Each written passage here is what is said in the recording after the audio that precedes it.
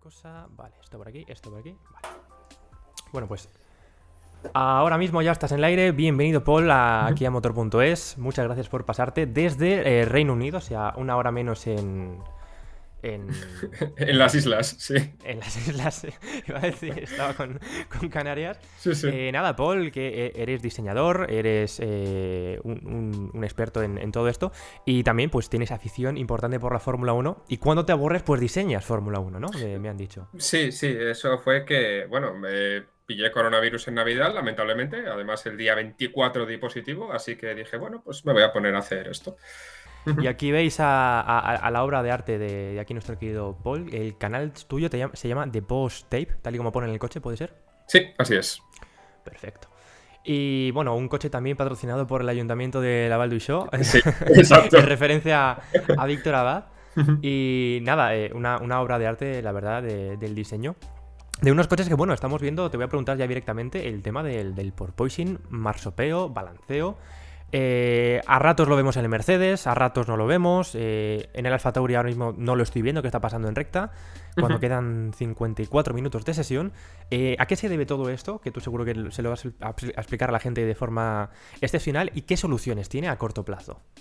Yo, a ver, quizá la solución más fácil, ahora que lo pones así, lo primero que se me ocurre es que volvieran las suspensiones activas. Entonces, esta es la forma más sencilla de hacerlo. Lo que pasa es que no No llevan parece que prohibidas estén por muchísimo algo. tiempo, exactamente. Entonces tiene mucha complicación y mucho coste de desarrollo también como para permitir esto.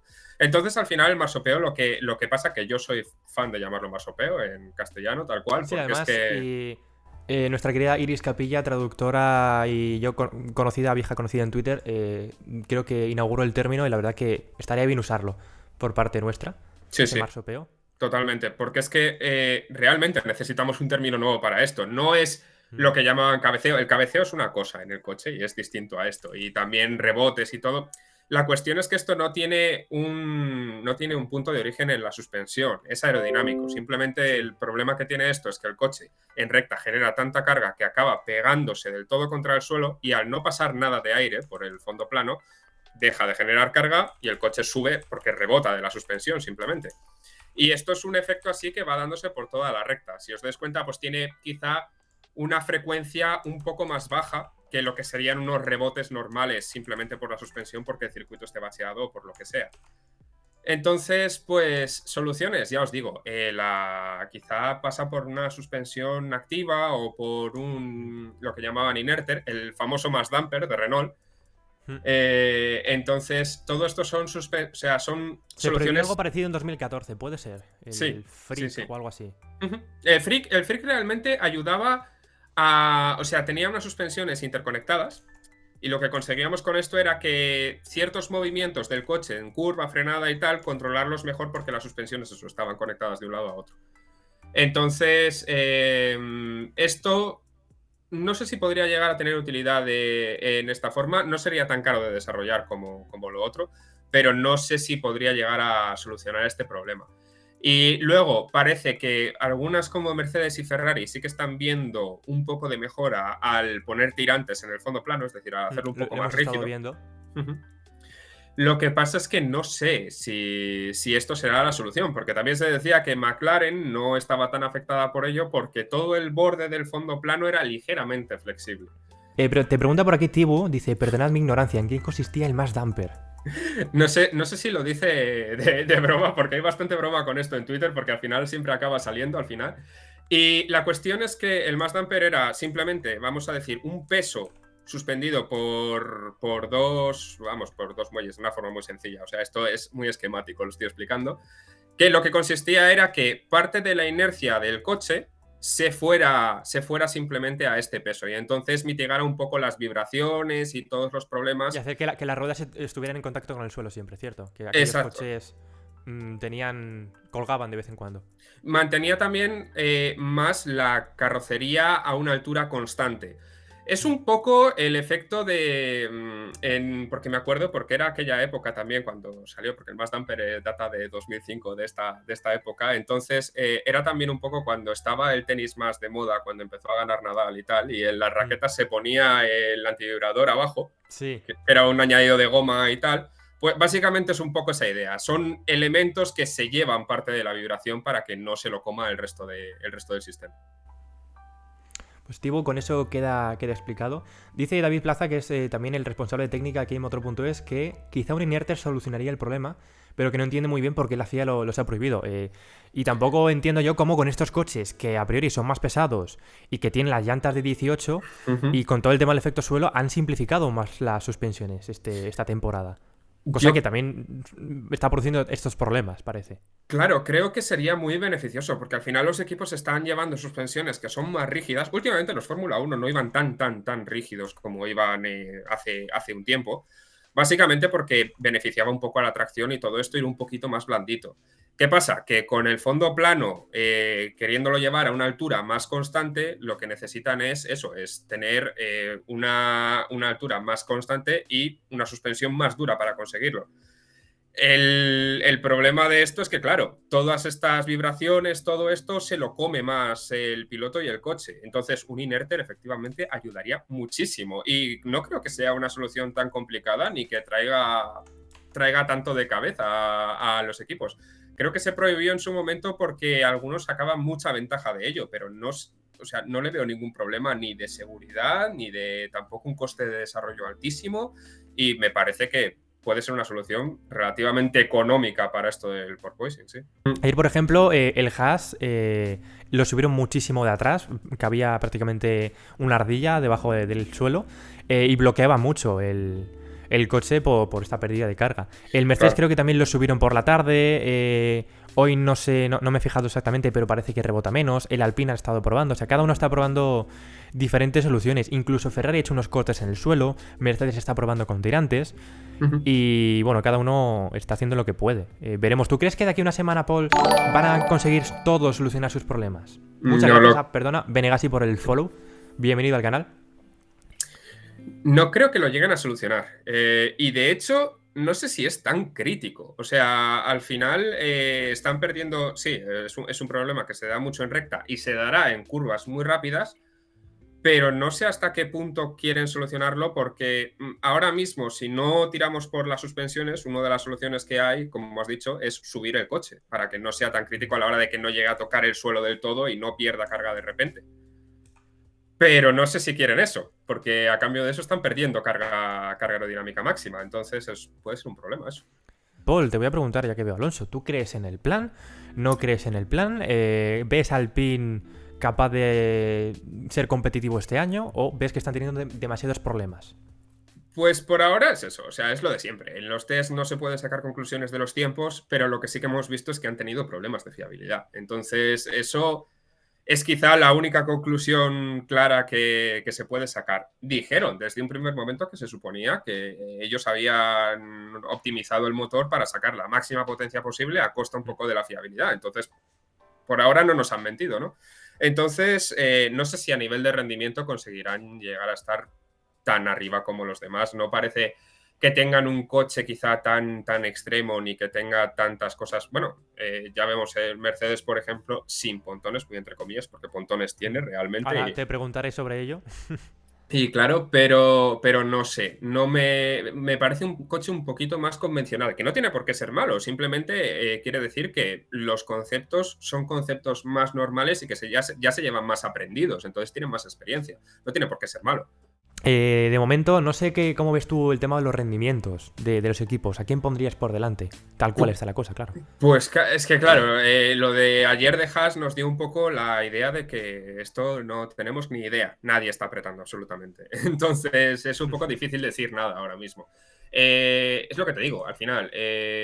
Fiabilidad. Parece que el Ferrari va bien y por lo que dice la gente que lo ve en pista, cómo se mueve y todo esto, parece que tiene buena pinta. Entonces, luego tampoco podemos descartar, obviamente, a los que han estado arriba todo este tiempo, que son Mercedes y Red Bull, obviamente. Pero son coches que me hace mucha gracia porque tienen conceptos completamente distintos. Quizá la zona de los pontones es lo que más diferencia bloques de coches, en plan, distintos coches, distintas zonas. Pero me parece que es muy interesante como Mercedes ha optado por la vía de reducir los pontones al máximo Y Ferrari Quiero ha buscar la optado por imagen lo... mientras porque Sí, sí. es interesante, es interesante. Mm. Y Ferrari ha optado por lo contrario. Ferrari ha optado por maximizarlos a tope de lo que da el reglamento de anchura para conseguir un poco del mismo efecto que estaban consiguiendo en años anteriores con los Barsports. Bueno, en general los equipos Ferrari, porque el Alfa Romeo también es exagerado, si te fijas. Sí, sí. Los Ferrari en general tienen los pontones más grandes, la entrada sobre todo de los pontones más grande, básicamente porque no llevan absolutamente nada en la parte de arriba de refrigeración. La mayoría de otros equipos sí que meten un radiadorcillo pequeño que vaya por arriba, pero los equipos Ferrari no. Han optado por una toma de admisión exclusivamente de admisión arriba, lo más pequeña posible, y no llevan nada más.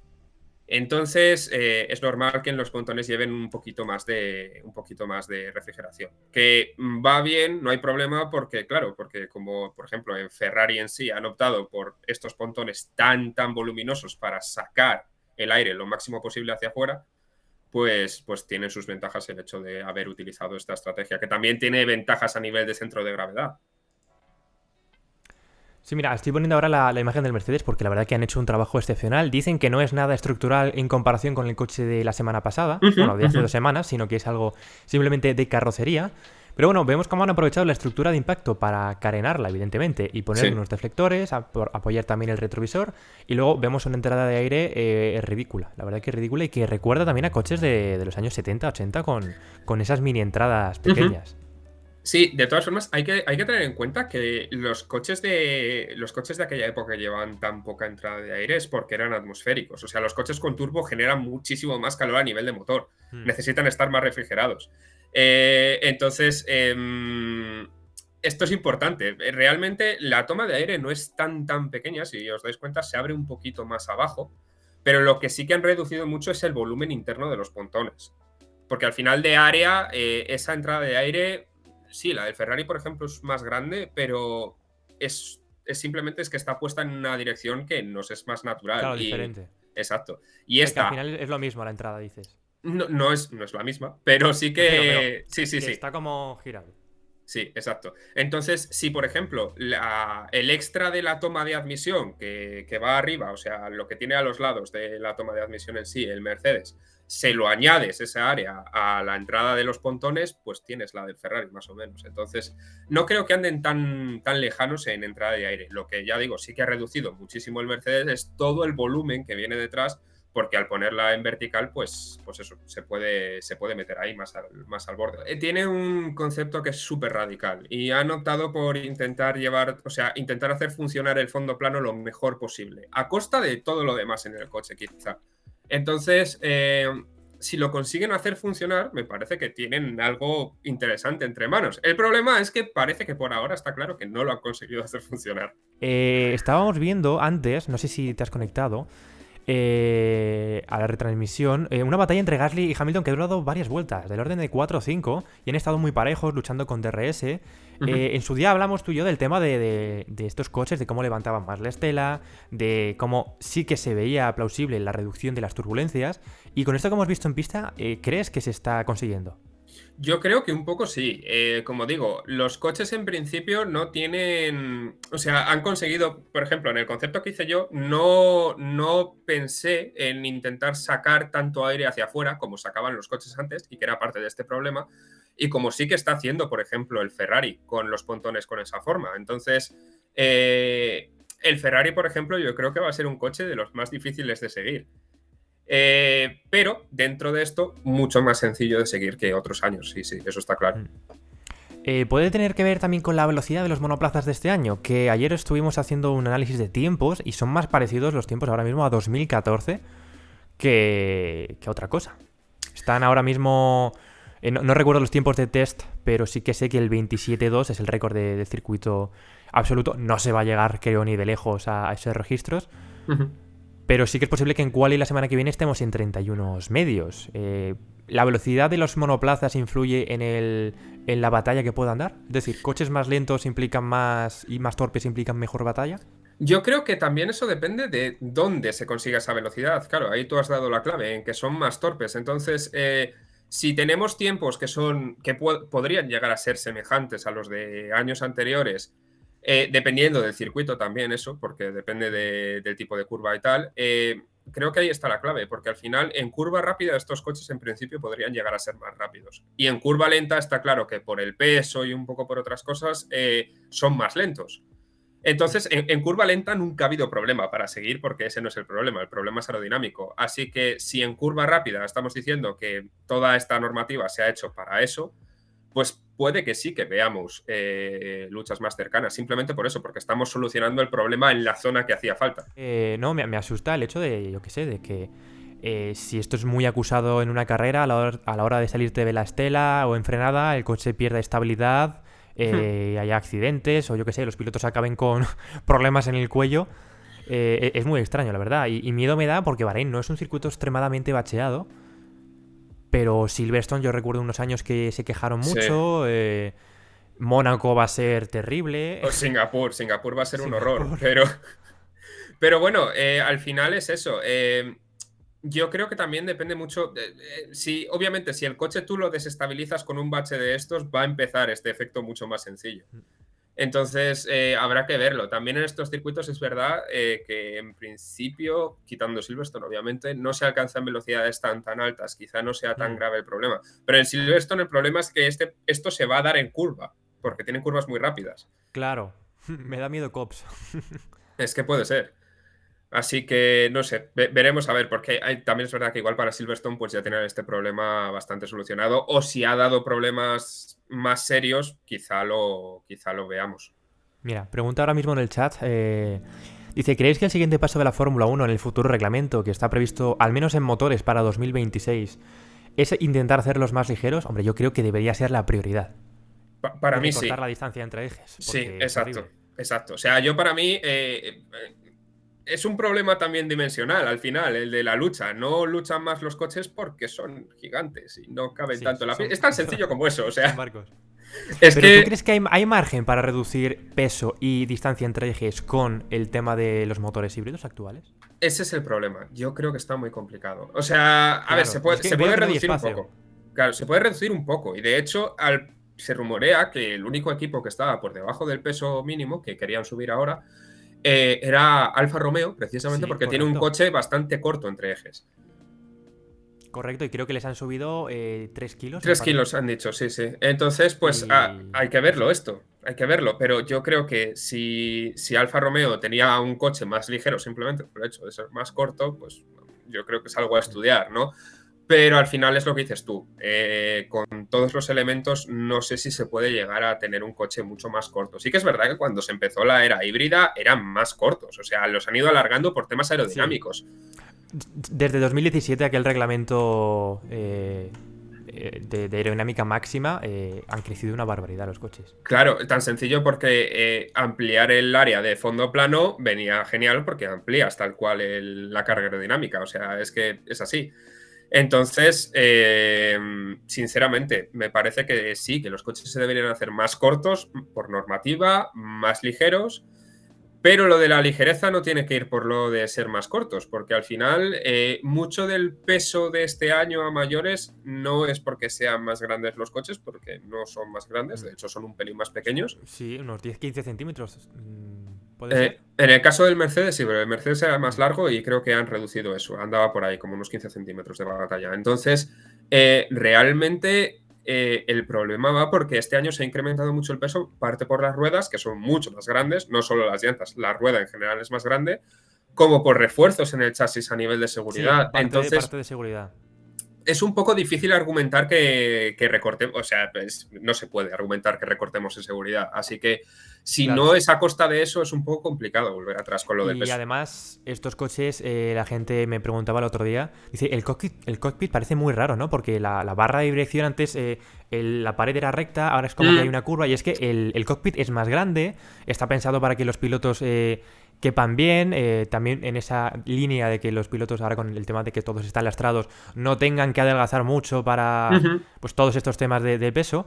Y también me comentaron hace no mucho que hay, desde el accidente de Grosjean, precisamente en este mismo circuito, se implementaron elementos de seguridad extra en el, ¿cómo se llama? En el depósito, Sí. para evitar futuros desgarros, nunca mejor dicho. Sí, por cómo estaba anclado el depósito al coche, que se hicieron una solución un poco distinta, básicamente pues eso, porque estaba anclado antes con pernos que pues si se arrancaba entero y dejaba unos boquetes ahí enormes.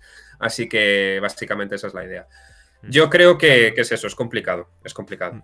También dice aquí nuestro compañero David Plaza que reducir peso también implica inversión y choca frontalmente con el deseo de los equipos y la propia Fórmula 1. Pero sí que es cierto, y esto es algo que comentaba el otro día en la retransmisión de DAZN, que ya hay empresas y hay nuevos materiales, que algún día intentaré traer aquí algún ingeniero de materiales muy majo que conozco, para que nos hable de los nuevos compuestos del futuro, porque ya hay equipos que están trabajando con compuestos pues bueno, ¿cómo se dice? De fibras naturales. Sí, exacto. Por ejemplo, McLaren con el tema de los asientos, creo que era de lino, sí, este material. Y es algo que a lo mejor ayuda en el futuro, pero dudo que a medio plazo la fibra de carbono vaya a ser sustituida. Pero bueno, quién sabe. Exactamente, y el problema con, por ejemplo, la fibra de lino me pasa un poco, es que al final en esto de la ingeniería van las cosas así. La fibra de lino es una cosa que no es nueva tampoco, ¿eh? Se lleva escuchando mucho tiempo. Es lo mismo que la fibra de carbono, o sea, la fibra de carbono se puso un poquito de moda más con la Fórmula 1, pues en el momento en el que McLaren hizo el monocasco de fibra de carbono entero y tal, y hasta entonces pues se veía un poco extraño utilizar tan extensivamente la fibra de carbono en contraposición al metal, pero al final ha acabado triunfando. Entonces, ¿qué pasa con la fibra de lino? No sé, no he mirado exactamente qué características tiene, pero supongo que llegar hasta las capacidades de desarrollo que han tenido con la fibra de carbono ahora mismo es complicado, porque la fibra de carbono ahora mismo tiene una cantidad de desarrollo detrás enorme y a nivel de ya no solo resistencia y ligereza, también es que la fibra de carbono son direccionales, bueno, todas las fibras son direccionales, pero tienen una direccionalidad muy, muy estudiada que al final la tienen perfectamente llevada para conseguir flexibilidades donde las quieren y como las quieren, que es muy importante en Fórmula 1. Los coches estos tienen un alerón delantero, bueno, desde hace unos años, ¿vale? Pero tienen un alerón delantero súper ancho, es anchísimo. Son 2 metros, creo. Sí.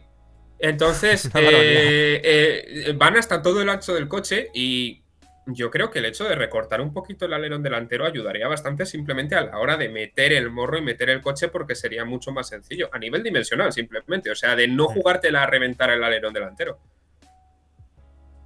Sí, porque es que ahora también con los aletines estos tan grandes que les han puesto, los endplates, son gigantescos. Y bueno, en Mónaco, si no se va a poder adelantar, yo estoy viendo ya la curva 1 en esta batalla que ha habido antes con Gasly y Hamilton, que el hecho de salirte de la trazada y frenar y apurar es irse de morro y perder muchísimo tiempo. Entonces, vamos a ver batallas interesantes con estos coches más torpes. Sí, es otra forma de conducir, yo creo que hasta que se acaben haciendo a ello habrá diferencias grandes, sobre todo eso en el cuerpo a cuerpo, porque quizá no lo tienen tan optimizado, vamos a decir, como tenían la conducción de los coches antiguos. Por cierto, quiero dar las gracias a toda la gente que se está uniendo al stream ahora mismo. Creo que en parte gracias a ti, Paul, así que muchas gracias. Y no, estoy intentando ver aquí, mientras tanto, el tema de lo que está sucediendo en pista, pero bueno, parece que no hay... Están haciendo todos tandas largas, así que podemos seguir con nuestra charla técnica. Por ejemplo, te voy a preguntar, que esto es algo que a mí me dan ganas de arrancarme los ojos cada vez que lo veo. Tema tapacubos. A ver, yo soy diseñador de coches. Yo soy diseñador de coches. Entonces, por eso. Me cuesta ver esto ahí. No sé exactamente cómo están hechos, porque llegué a escuchar que los proporcionaba Red Bull para todos y los imprimían en 3D. Me extraña a nivel de producción que se hayan quedado ahí. Creo que la llanta es de BBS, que eso es el proveedor para todos. Sí, eso y sí. creo que el tapacubo es igual para todos. Ahí ya desconozco si BBS también lo proporciona de algún modo. Puede ser, puede ser. La cuestión es que esto, claro, estaba hablando antes por Twitter que quizá molaría el hecho de ponerlos transparentes, de conseguir hacerlos transparentes. Lo malo de los plásticos transparentes es que normalmente esa transparencia se degrada con el calor y no tiene la misma ligereza y tiene sus problemas, básicamente. Pero además es que no sé si sería tan bueno, porque al final, con la forma que tienen ahora mismo, si los pones transparentes, no van a dejar ver tan bien la llanta. Y el brillo de los frenos, que es algo que estaría chulo ver, no se va a ver porque los tambores de freno van cerrados por delante, o sea, por la parte de la llanta. Entonces, no sé si Y es además tanta me imagino que ventaja. con el polvo de carbono, este tan típico, acabaría ese plástico totalmente empañado y no se Sí, vería sí, gran sí. cosa. La cuestión es eso, que como van cerrados por ahí los frenos, no sé si va a haber tantísimo polvo de carbono por ahí, por esa zona, que se acabará viendo igual, ¿eh? Pero la cuestión es eso, que yo creo que pueden degradar y al final no acabarían transparentes. Muchos problemas que resolver para algo que potencialmente no tiene tanta ventaja. A mí Entonces, la verdad es que yo los arrancaría, o sea, sí, aerodinamicistas, iros a tomar por saco, arrancalos, que pueden perder de punta estos coches a nivel de eficiencia con pues cuatro tapacubos. sí que pierden Ay, un poco a esas velocidades. Lo que pasa es que no tanto como años anteriores, porque ya han solucionado mucho de ese problema, sacando toda la estela de los frenos, o sea, todo lo que viene de aire de los frenos, lo tienen que sacar por la parte de dentro de la rueda, por normativa este año. Entonces ya eso están quitando mucho ahí de ese problema que había. mira, está preguntando Sancho poner LEDs o algo así en los tapacubos a lo Tokyo Drift. ¿Lo ves viable? Porque yo no sé, o sea, sé que se probaron en los test de Bahrein, Ujú. pero... Pero luego, como el tema es estándar, no sé si solo implementarán todos de una, dejarán libertad a los equipos para meter ese trasto. Bueno, al final es peso, ¿no? Meter unas lucecitas y unos... Sí, exacto. Es peso y básicamente el controlador que tengan y la forma de llevar electrónica ahí, pues es un poco más complicado. Pero también a nivel de temperatura, en esa zona es fácil que se alcancen los 100 grados. Sí que hay LEDs que aguantan eso, sí que hay electrónica que aguanta eso, pero no es maravilloso. O sea, Mm. no puedes encontrar cosas. Acabarían fallando. Daos cuenta, por ejemplo, los LEDs que se ponen en el borde del alerón, Sí. que muchos acaban las jornadas reventados. O sea, acaban 3 LEDs encendidos de Pues todo. eso no lo sabía. Si esos ya van fallando así, los de las llantas no os quiero contar. Y para que funcione, por ejemplo, todo el efecto del giro en la llanta, porque a mí se me ocurre que es eso, se pueden sincronizar, no es simplemente para poner un color y ya está. Se puede Mm. sincronizar con el giro y se pueden hacer gráficos. De una forma relativamente sencilla, además. Pero no sé yo si se van a meter ahí por tema de peso, por tema. También, ya os digo, el calor es un tema Mm. crítico también, entonces veremos a ver qué sucede ahí. Supongo que lo probarán, porque al final queda espectacular, pero yo qué sé. Al final acabamos como los coches de resistencia, que algunos parecen más como los camiones estos que se ven en autopista que van llenos de LEDs, pues así. Pues sí, mientras tanto veo, están trabajando en el Alpine. No sé si algún compañero que nos está siguiendo por el chat nos puede indicar que si hay alguna información relativa, porque la verdad que me asusta el hecho de que esté pasando tanto tiempo en el garaje. Lleva Alonso 54 vueltas, Mm. que, a ver, no está mal, No visto lo está mal, visto, pero pero sí. podría ser mejor. Porque lleva Zu 73, Gasly 84, y con la falta de rodaje que tiene Alpine estos días por problemas, pues les vendría bien rodar. Pues sí. Aprovecho para decirle al chat que si tenéis alguna pregunta, curiosidad también sobre técnica sobre los Fórmula 1, es el momento, ¿vale? De que ahora que le hemos conseguido quitar un ratito y traerlo aquí, pues aprovechad. Por cierto, de acuerdo con David en lo de Sepang. O sea, yo traía Sí, Sepang de cabeza al calendario de nuevo. ojalá volviera, la verdad. Y que el inicio del mundial fuera Australia, Malasia, China, Bahrein, en ese orden. Tal cual, tal cual. O sea, lo de no empezar en Australia lo llevo muy mal yo. Sí. Y Bueno, no tú... acabar en Brasil. esa es otra. Abu Dhabi, bueno, ya es potable más o menos, ya Sí. nos hemos acostumbrado, pero como última carrera me gusta más Brasil. Y si ya llueve, pues mucho mejor. Ujú. Vale, lo de Brasil duele todavía más. Están aquí debatiendo en el chat. Me gusta que la gente debata, que haya respeto, que haya buena sintonía.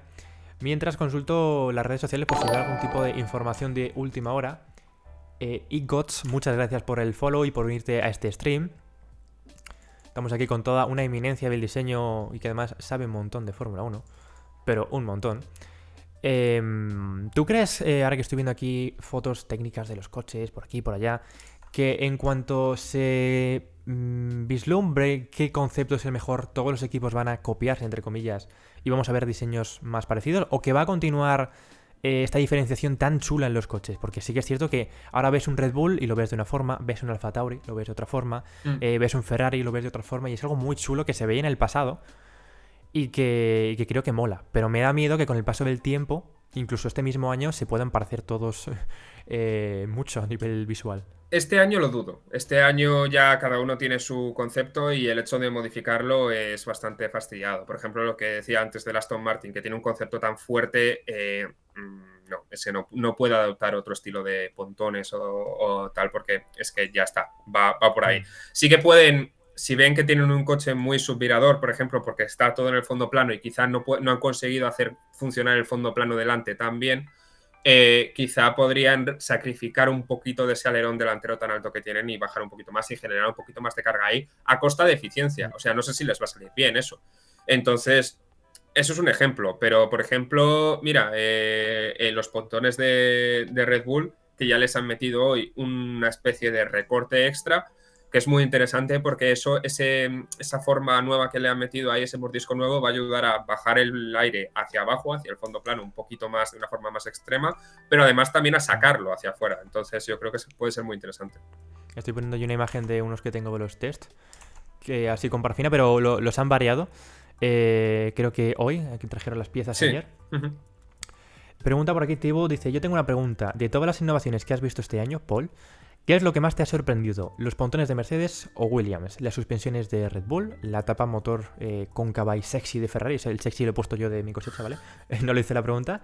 ¿O los colores psicodélicos de McLaren? Pues en este orden, la verdad es que yo creo que va bastante bien. De hecho, yo pondría al Williams por delante del Mercedes. Ese hueco que tienen ahí a la hora de bajar el aire del pontón, o sea, que su pontón no es de verdad, vaya. Su pontón también es mucho más reducido de lo que parece, porque al final es el coche con motor Mercedes con la entrada de los pontones más grande.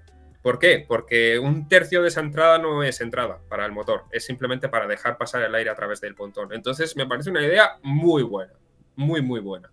Sí, yo veía que tenía como ahí un agujero extraño. Entonces deja pasar el aire directamente a través del pontón. Me parece una solución muy, muy buena porque al final ellos tienen un pontón que sigue un concepto muy como el de años anteriores, es decir, que por la parte de arriba del pontón baja el aire muy bruscamente hacia el fondo plano. Entonces, este hueco ahí ayuda mucho a la hora de meter el aire, a la hora de llevar ese aire un poquito más ordenado. Me parece que es muy interesante. Veía aquí la retransmisión justo hablando del Williams, que se estaba peleando Carlos con Latifi. Está guay cómo se están adelantando, cómo se están probando. Yo creo que eso, que me parece muy interesante. O sea, me quedé un poco...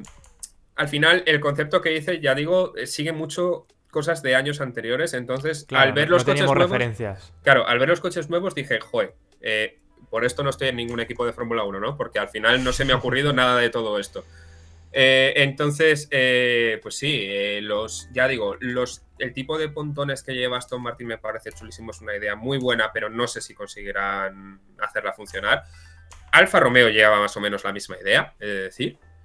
Entonces veremos a ver si funciona. Es menos arriesgada. Han hecho un coche un poquito más balanceado, pero lleva más o menos la misma idea. Mira, en esa foto se ve muy bien. Al final, la caída tan brusca que tiene el pontón. Es que es las pocas laterales que tengo del Williams. Sí. Bueno, tampoco creo que vaya a durar mucho este reglamento técnico porque yo recuerdo que para 2026 con el tema de los motores ya estaban mirando de hacer otra simplificación aerodinámica más. Y es como, pero espérate a ver esta, ¿no? A ver cómo funciona. Claro, a mí me parece bien lo que han ido haciendo en años anteriores, que era más un cambio aerodinámico unos años, luego cambio de motor otros años, como que lo han ido solapando y me parece un poco más llevable así. Va a ser gracioso como haya un aerodinámico y uno de motores a la vez. Sí. Van a necesitar 3 meses de test, me parece, para entre unas cosas y otras. Y como al final les dejan cada vez menos, o sea, a mí me parece que realmente a nivel de... O sea, esto no reduce los costes tanto, porque a nivel de logística y a nivel de todo sí, se reducen, pero a nivel de desarrollo y de quebraderos de cabeza y de tiempo que tienen que pasar la gente en las fábricas y de todo esto, me parece que tiene que ser horroroso. O sea, no sé hasta qué punto se consigue el efecto que querían.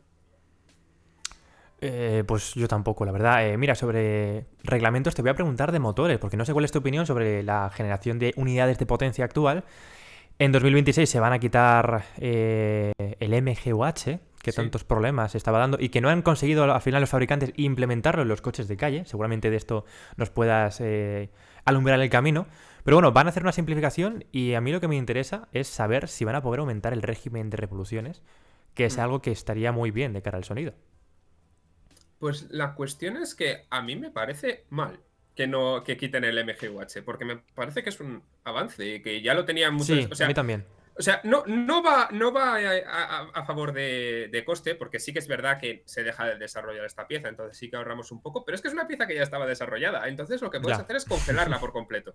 Si acaso, si quieres ahorrar, la congelas por completo, pero quitarla me parece una tontería, porque a eficiencia del motor ayuda. O sea, estos son los motores más eficientes que hemos tenido nunca. A Ya. mí, a mí De personalmente sí. 50 a 50. Claro, el motor que no suena tan bien, es verdad, vale, no suena tan bien, pero es que no van a volver a sonar tan bien en ningún momento. Por cierto, perdón, bandera roja, pero es la programada de la FIA, ¿vale? Que la gente Mm. no se asuste. Los últimos 15 minutos estos que nadie hace Mm. ni caso luego después. Pero bueno, decías que es una pieza final, está desarrollada. Claro, Mercedes, Ferrari, todos estos motoristas estaban en contra, porque ya se han gastado una pasta, evidentemente, en desarrollarlo sí, todo. Y ahora por el tema de las presiones del grupo BAG para entrar, pues lo van a eliminar. claro, porque es una pieza que al final a nivel de desarrollo requiere muchísimo. ¿Qué es lo que pasa? Que el grupo BAG, veremos a ver si entra. O sea, es que estamos hablando de que sí que va a Ya. entrar, que tiene tal. O sea, pero veo que nos cambian la normativa y acaban por no entrar como ha pasado siempre. Entonces me parecería alucinante eso. Sí, eso te iba a decir, no es la primera vez, porque yo recuerdo en 2010, 2011 también otra tentativa del grupo BAG con entrar, para entrar con Audi, si no recuerdo mal, que se estuvo Sí, sí. especulando. Es el cuento de no acabar. Esto siempre se rumorea. Es Mm. un rumor que surge todos los años y que ahí está. Pues bueno, pues cada uno le hacemos más o menos caso. Ahora decían que si Audi vuelve a estar mucho más interesado y podría cancelar el programa que tienen en Resistencia para esto. Y bueno, Y pues hacerse un Aston Martin, dices. sí, claro, no. Bueno, ahora decían que Aston Martin quería volver a plantear lo del Valkyrie para Resistencia. No sé, están dando muchas vueltas en todo esto. Sí, Al vale. final, a mí me parece que es eso, que V12 no van a volver, V10 no van a Ya. volver. Entonces, mira, dentro de los motores, o sea, que conste que al final los motores de Fórmula 1 no suenan tan bien, no porque sean 6 cilindros, sino porque son turbo. Ya, eso quita mucho ruido, eso está claro. Pero al Claro, final el turbo ya está desarrollado, es otro elemento que está desarrollado, es lo que está dando la eficiencia a estos motores, que es al final lo que busca exactamente. la Fórmula 1. Y luego con el biofuel, pues ahí lo van a tener todo. Eso. Carticus14, muchas gracias por el follow. Son motores que Mm. realmente, ya digo, a mí me parece que son lo más eficiente que se ha hecho nunca. A mí personalmente me gusta esta normativa de motores. Me gustaría más que no se mirara tanto el tema del desarrollo de costes y que permitieran más libertad aquí para poder Sí. conseguir más aún, porque es donde se consigue. Lo que decías de los turbos híbridos en motores de calle, alguna marca lo usa, pero ninguna para regenerar energía, que es lo que utiliza la Fórmula 1 más que para sacar más potencia, que sí que lo utiliza para llenar un poco los huecos donde el turbo no estaría soplando de normal, es para regenerar energía. Y Mm. de hecho, porque no está limitado la energía que recuperas de este elemento. Eso es cierto, en el MGUH es ilimitada. En la K sí Exacto. que está regulada a 4 megajulios por vuelta y 2 Ujú. de deployment o algo así. Sí, Pero sí, mira, y a raíz de esto yo me da mucha pereza el tema de la parte híbrida de estos coches porque veo que tiene mucho potencial. Además, en el reglamento de 2026 van a incrementar la potencia eléctrica hasta sí. los 400 caballos aproximadamente. Ujú. También porque van a perder mucha eficiencia y mucha potencia por el tema del biofuel, que para los años siguientes, venideros, va a ser más protagonista en la mezcla de combustible. Y claro, viendo que desde 2014 el tema del deployment, el tema de la capacidad de la batería está congelado, básicamente, o sea, no se Sí. han tocado desde entonces, me da pena, porque podrías tener un botón estilo KERS, un depósito estilo KERS, como antiguamente, y tener esa doble baza con el TRS. Yo creo que van a tener, o sea, que puede que se implemente algo de ese estilo, algo más a demanda del piloto. Más que nada porque no concibo cómo narices. O sea, ahora mismo ya van justos, ya tienen que hacer que si una vuelta de en serio y una vuelta de recuperar Hmm. energía. Pues no comprendo cómo quitando un elemento de recuperación de energía tan fuerte como es el MGUH y subiendo la potencia a muchísimo más, al doble, a más del doble era, ¿no? Sí, sí, Eh, sí. no sé cómo van a conseguir que aguante esta energía con la misma batería. Entonces, o aumenta la Ah, que no batería. varía la batería. No sé, o sea, si no la aumentan, mal Ah, asunto. claro. También es verdad claro, que está mejorando las tecnologías de baterías. Parece que gran parte del salto de calidad que ha dado Ferrari últimamente con el motor es gracias a una nueva tecnología de baterías. Entonces, pues bueno, yo creo que es algo destacable. Que también importa mucho en las baterías no solo la capacidad máxima que tengan, sino la capacidad que tengan de entregar potencia. Y también el peso, que para mí es importante, que esa es Por otra de las supuesto. materias. Las baterías es lo que más pesa de la unidad de potencia, porque en sí el V6 de 1.6 es una sandía. Es pequeñito el motor, Sí, pero la batería es lo que pesa. Creo que el claro. motor estaba limitado el peso a unos 100 kilos o algo así, es ridículo. Sí, Y lo que luego habían. el extra de la batería eran 150 200.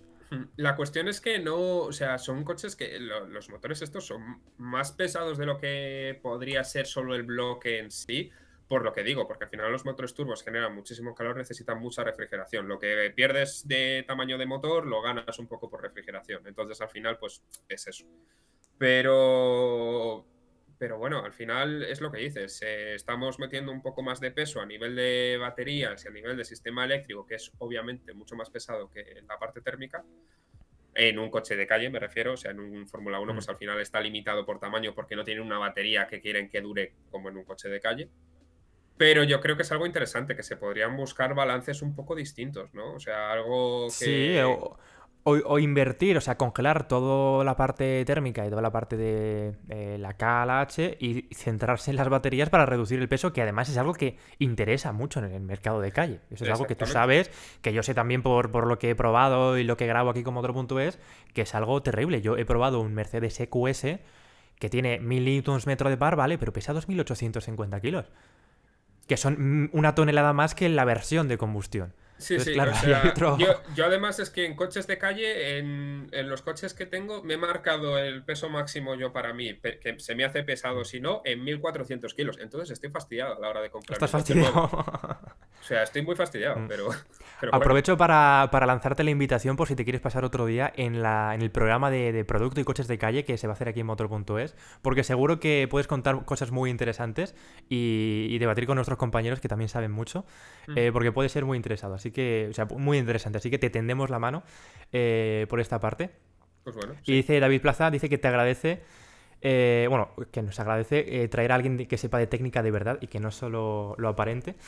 Y bueno, aquí debatiendo Briatore, Zach Brown, Seidel. Mientras, bueno, está saliendo ahora Pérez. Porque, sí, se reinicia la sesión. Ahora hay 52 y 53. Pero no sé qué van a hacer, la verdad. Con lo poco que queda. No creo que saque muchísimo ya de. Bueno, pues siempre ayuda a Mm. rodar un poco más, pero no sé si acabarán. No, la tarde va a ser interesante porque me imagino que probarán simulaciones de quali. Y será Ujú. más interesante. Pero bueno, la verdad que de estos tests, por cambiar de tema, no sé, hay conclusiones que se pueden sacar de unos equipos, otros que no, pero al final pues no sabemos cómo van a ser las cosas la semana que viene y más con Mercedes. Te iba a preguntar también por el tema de Ferrari, porque antes lo estabas comentando, Mm. que parece que han mejorado muchísimo la potencia, porque ayer Sí. el tiempo que hizo Haas marcó los récords en los sectores de motor, en el de intermedio Ujú. de las curvas perdía con el tiempo de Ferrari que era la referencia del día. Sí. ¿Crees que se han adaptado bien a esto del biocombustible? ¿Puedes explicarnos también a la gente mundana en cristiano qué es esto del biofuel? ¿Cómo se va a implementar? ¿Cómo va a afectar a los coches? Pues al final lo del biofuel es básicamente lo que su propio nombre dice. Es una forma de conseguirlo un poquito más desde con parte de etanol, que no dependemos tanto de petróleo y tal, y es subir el porcentaje de este. Entonces, ¿qué es lo que pasa? Que Una pregunta. sí. La parte que no sé si ahora está en el 5 o el 10% de esta mezcla de biofuel, ¿ese combustible es equivalente al que se utiliza en la calle, que ahora está a 2 euros el litro? Bueno, los octanajes y todo esto son distintos y al final las Sí. formulaciones que llevan a mayores, todos los aditivos y todo esto son muy diferentes, obviamente. Pero es un poco lo que ha pasado porque, por ejemplo, aquí en Inglaterra, cuando subieron han subido hace poco también lo del combustible y empezaron a poner el marcaje de 10 y todo esto, Mm. van por ahí los tiros. Y no todos los coches se adaptan igual. ¿Qué es lo que pasa? Que en coches de calle no es tan crítico. En coches de calle no es Mm. tan crítico tener un octanaje tan alto, que no detone justo en el momento exacto y tal. Pero en un motor de 1,6 litros que estás sacando 800 caballos, pues tira bastante crítico el hecho de que explote la gasolina exactamente en el momento en el que Claro. quieres. Entonces es eso, básicamente. Es el hecho de problemas con detonaciones y tal. Lo que pasa es que Ferrari ya en aquel motor ilegal que se supone que tenían, Hmm. que nunca se supo realmente si era ilegal o no, yo me mantengo ahí, yo me mantengo en que eso no era ilegal, pero Ferrari se dejó comer la tostada muchísimo por la FIA. O que sí que, bueno, ojo, que sí que pudiera ser ilegal, pero que no era demostrable que fuera ilegal. Ah, legal. Eso es lo que parece que fue Vale, la, vale, la vale, lo veo. terminología oficial.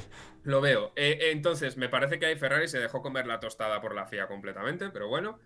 Ese motor tenía una cámara de combustión, o sea, lo que es la cámara de combustión en sí, del hueco que deja entre el cilindro y el pistón, muy desarrollada. Entonces, porque tenían ayuda mucho para el desarrollo por parte de Male y al final es algo que es eso, que es muy crítico todo esto, toda esta forma, todo este desarrollo para ver cómo afecta el cambio de combustible y tal.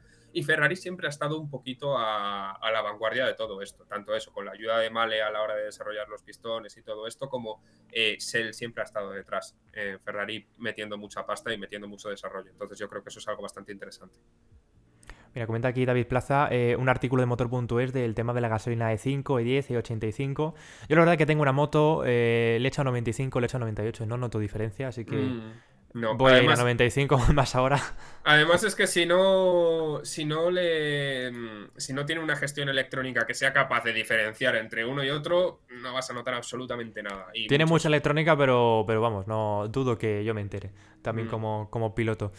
Y bueno, entonces, ¿crees que Ferrari ha mejorado mucho este año? ¿Crees que es el mejor motor como dice Mercedes? Siendo Mercedes, ya sabemos el teatrillo No este sé si de... es el Uy, mejor motor. No sé si es el mejor motor. Eso no lo tengo yo muy claro. Simplemente que es eso. Que Ferrari yo creo que tiene un concepto bastante interesante. Que gracias al concepto interesante que tiene de los pontones y todo eso, no, no van tan pillados de refrigeración, quizá. Entonces, eso también siempre ayuda.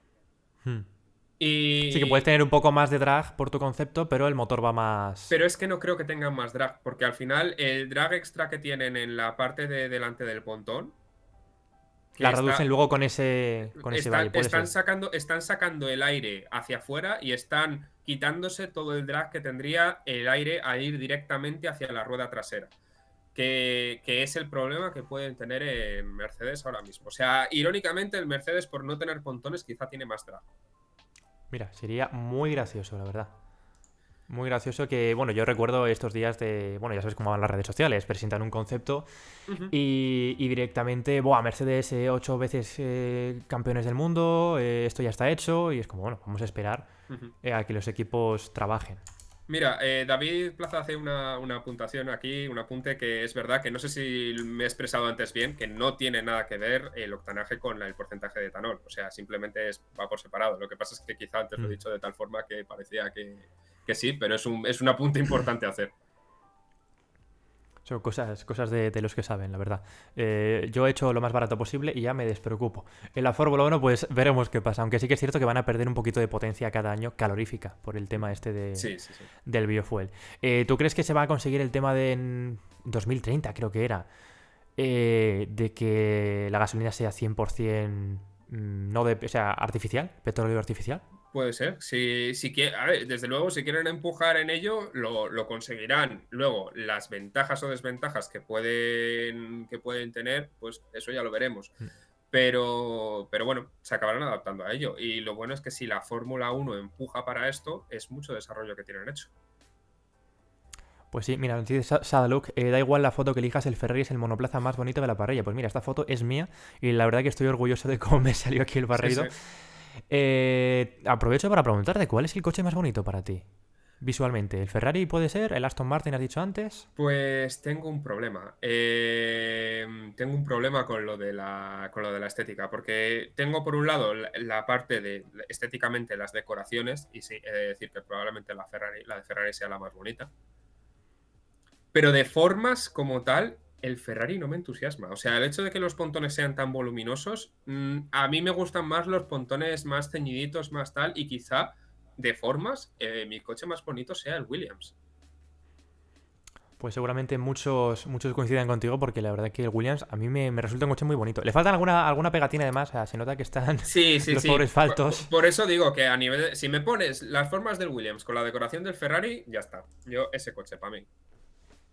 No, lo que voy a poner es un culo del Williams de lluvia porque en el test de mojado que hicieron, pues me puse ya a sacar culos de los coches básicamente. Ujú, Entonces voy a ponerlo por aquí, por si alguien quiere hacer disfrutar ujú. con el agua moviéndose. Bueno, la Mira, verdad lo que dice David también de Ferrari estéticamente, Williams técnicamente, pero técnicamente no, porque técnicamente el que más me gusta por concepto muy distinto es quizá el Aston Martin. Entonces, curioso. es un poco eso, es un poco eso. Es el que más me gusta por idea, porque me resulta una idea mucho más diferente, pero no sé si la harán funcionar. Es lo que Mm. digo. Ya lo he repetido muchas veces, lo del Quizás es Aston el que Martin. visualmente los pontones tienen una línea más normal, parece, Mm, porque es como muy regular todo, muy bonito también. mm. Pero sí. Pero luego también Claro, es que hay gente que esto de los pontones así raros no les gusta. O sea, sí. Claro, claro, claro. Entonces es eso, que es que los pontones del Williams son curiosos de ver, porque de repente, claro, como bajan muy de golpe, se acaban de repente. Entonces no... Es un poco extraño, sí. El Aston Martin me recuerda al Toro Rosso de 2011, creo. Por ahí era, que tenían los pontones como mucho más alargados. Sí, al final la idea es esa. La idea es la de dejar pasar mucho aire por encima del fondo plano. Y yo creo que sí, yo creo que, ya os digo, su concepto es muy interesante, pero no sé si lo harán funcionar. Luego después, otros que pueden ser interesantes, que nos lo tomamos un poco en coña ayer, pero Haas igual no van tan mal, básicamente A mí me porque lo han dicho, ¿eh? Que está muy tiraron, bien desarrollado. exacto, tiraron mucho del desarrollo, no, vamos, como que no hicieron nada en su coche del año pasado precisamente para desarrollar todo lo posible este. Entonces, ¿qué es lo que pasa? No creo que les dé suficiente como para estar delante del todo, pero a Sí, para un cambio, upgrade. pero no, pero claro, a cambio puede que sí que suban mucho. Malo será que no suban la posición de otros años. Y la cuestión es que es eso, que lo que pasa es que también no sé hasta qué punto les dará para mantener esa posible ventaja que tengan a principio de temporada, porque a Haas lo que típicamente se le ha dado mal es el desarrollo de los coches. Bueno, porque el chasis realmente lo hace Dalara. Claro, entonces es el problema, que al final lo externalizas por ahí, por un lado, por otro, no entiendes tanto lo que estás haciendo, no entiendes tanto tu producto, vamos a decir, entonces es más complicado. Es el problema de no hacerlo todo en tu propia casa. Preguntan también que por qué motivo prohibieron las branquias en su momento. Fue un tema de limpieza estética en toda la parte de arriba, fue en 2009, que se prohibió que en toda la parte de encima del pontón y hubiera nada que tuviera un radio menor de 75 milímetros de redondeo. Entonces, Te has leído el reglamento bien, ¿eh? las branquias quedaban completamente fuera de todo esto. Las branquias, esos aletines, chimeneas, todas estas cosas quedaban fuera. Y Eso que en 2008 era espectacular. claro, Y a en mí me encantaba. 2007. A mí me Sí, a mí también. encantaba. El BMW de Pero aquellos tiempos, sí, sí, sí, una chulada. vaya Una chulada. espectáculo. Entonces, este año se ha permitido, tienen ahí un volumen encima del pontón que permiten meter branquias en toda esa zona, más o menos como quieran. No Sí, y hay. que No, luego, bueno, van tapando como quieren. sí, sí, sí, claro, Aquí se ve porque en esta es foto. eso. O sea, lo único que han hecho en esa zona no es que haya en el reglamento algo que diga se permiten las branquias. No, no, no. Simplemente en ese volumen se permiten hacer cosas con un redondeo menor de eso, de 75 milímetros. Se queda en muchísimo menos, claro, porque para hacer las branquias necesitas que no haya redondeo casi. Que además, bueno, tanto en el Aston como en el Alfa Romeo tiene una parrilla que para ella hacer chuletas, Sí, sí. o sea, es espectacular, ¿eh? Pero es normal que tengan eso porque al final su radiador va súper horizontal. Entonces es más difícil hacer funcionar ese radiador y necesitan una refrigeración más abierta por esa zona. También a cambio de eso cierran mucho más la parte trasera de sus coches. Pero se ve tan pequeño, se ve tan juguete. Sí, sí, sí. Es que se Parte, aprecia un montón. es que en parte es por lo que decía, aparte de que obviamente el coche es más pequeño en sí, porque lo era, eran más estrechos también, en vez de 2 metros tiran a metro, eran 1,80 m creo recordar, y los alerones delanteros es que son muchísimo más Más estrechos. cortitos, sí. Entonces, pues todo ayuda, yo creo. Y me molaba mucho el hecho de que bajara tanto en la cuchara central, el alerón delantero. Eso me gustaba, esa forma así un poco más distinta, como que le daba más fuerza al alerón delantero. No eran elementos tan frágiles, quizá, visualmente. A estos coches le faltaban slicks, básicamente, Sí, por el tema que el de los neumáticos. sí, sí, pero ya está. Adelantamiento, no estoy en contra de que esté el DRS porque sí, es más artificial y no tiene tanta gracia, no tiene tanto valor, pero divertido es. O sea, quiero decir, el hecho de que los coches se puedan pasar fácilmente, eso mola. O sea, que no... Es eso, le quitas valor, pero Claro. está bien a nivel de Luego espectáculo. también ten en cuenta el público joven, a lo mejor ve 10 vueltas, un piloto detrás de otro y dice, ay, me aburro. Claro. Y buscan otro tipo de sistema. Es eso. Con el Kers no se puso tanto quizá el grito en el cielo, también porque duró mucho menos.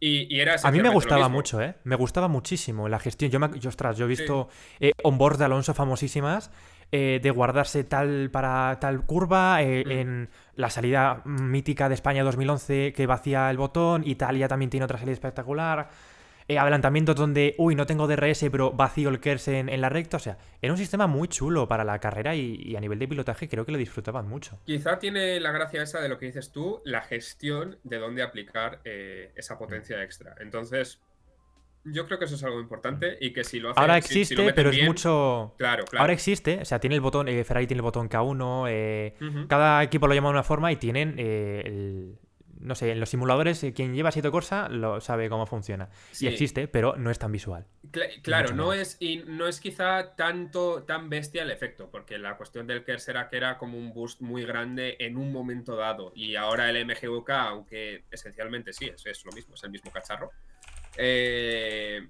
es más durante toda la vuelta y sí, puedes elegir más dónde ponerlo, dónde quitarlo, pero está gestionado más a un nivel más amplio. No es simplemente un push to pass como en otras Claro, eso, categorías. eso es mecánico del propio motor de combustión.